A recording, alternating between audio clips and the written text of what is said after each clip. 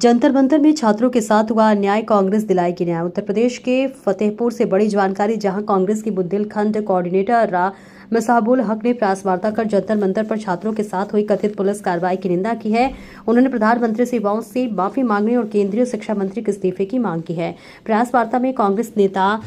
मिसाबुल हक ने आरोप लगाया कि जंतर मंतर पर प्रदर्शन कर रहे छात्रों के साथ कथित रूप से बर्बरता की गई। उन्होंने कहा कि राहुल गांधी ने छात्रों की मांगों का समर्थन करते हुए संसद में उनका मुद्दा उठाया। कांग्रेस युवाओं के साथ खड़ी है। मिसाबुल हक ने केंद्र सरकार की नीतियों की आलोचना करते हुए कहा कि छात्रों और बेरोजगार युवाओं की आवाज को दबाया नहीं जा सकता। उन्होंने आरोप लगाया कि प्रदर्शन के दौरान कई छात्र छात्राएं घायल हुए हैं और कांग्रेस उनके अधिकारों की लड़ाई जारी रखेगी। वहीं उन्होंने प्रधानमंत्री के युवाओं से माफी मांगने और शिक्षा मंत्री के इस्तीफे की मांग को दोहराई है। हुई है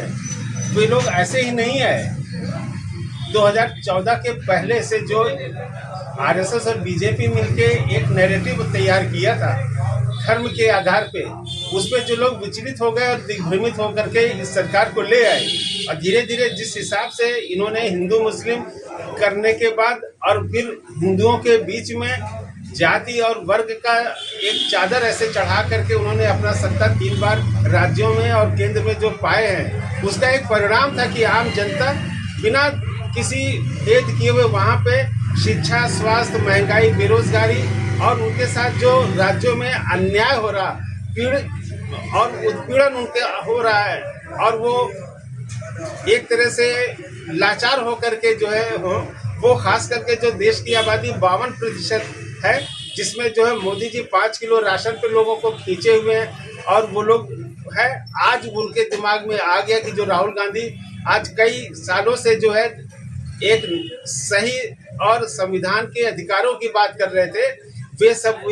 युवा वहां पर इकट्ठा हुए और अपनी बात को वहां पे रखने पहुंचे। लेकिन दुख की बात है कि राहुल गांधी या कांग्रेस के किसी भी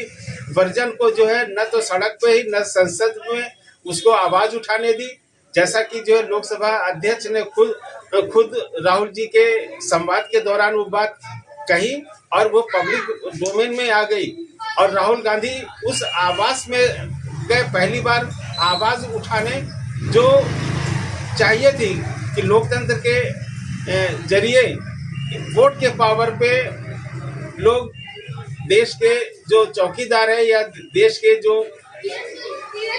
संचालन करने वाले हैं, प्रधानमंत्री जी हैं, उनके पास गए और वहां पे जो केंद्र की सत्ता द्वारा जननायक राहुल गांधी के साथ जिस बर्बरता के साथ पेश आए कि उनको घसीटा गया, उनकी टी-शर्ट गवाए, उनके चेहरे पे जो उनको जिस तरह से चोटें आई, धक्का मुक्की की गई और सैकड़ों ऐसे छात्र और वो बेटियां घर की थी जो चोटेल हुए और आज आईसीयू में हैं। ये सब एक दुख और चिंता की बात है कि लोकतंत्र हमारा कहाँ जा रहा है। भाजपा कह रही है कि ये सब षड्यंत्र के तहत किया गया है। कांग्रेस और सपा और अन्य पार्टियां, विरोधी पार्टियां मिलकर के फंडिंग कर रही हैं। नहीं, फंडिंग ऐसी बात नहीं है, क्योंकि वो ऐसा नैरेटिव बढ़ करके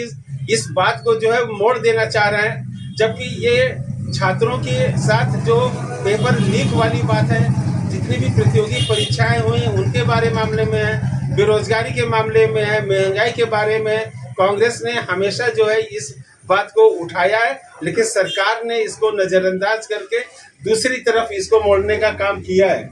आज आपके चैनल के माध्यम से ये कहना चाहता हूँ कि ये जो अमृत काल है वो काल है, इसमें जैसे महाभारत की एक तस्वीर जो निकल के आती है कि सत्ता को सत्य के मार्फत जो है सत्ता चलानी चाहिए, न कि घमंड और अपने में जो एक निर्दयी शासक के तौर पे आ रहे सामंत शासन के द्वारा जो जगाई जा रही है, ये लोकतंत्र में संभव नहीं होना चाहिए। संविधान के अधिकार और संविधान सम्मत जो है न्याय चाहिए और यही छात्रों की गूंज है और हम कांग्रेस के लोग छात्रों की गूंज सब जन जन तक ये पहुंच चुकी है और इसका समर्थन करते हैं। क्या नाम है आपका? मिसाबुल हक, प्रदेश कोऑर्डिनेटर, किसान कामगार कर्मचारी कांग्रेस।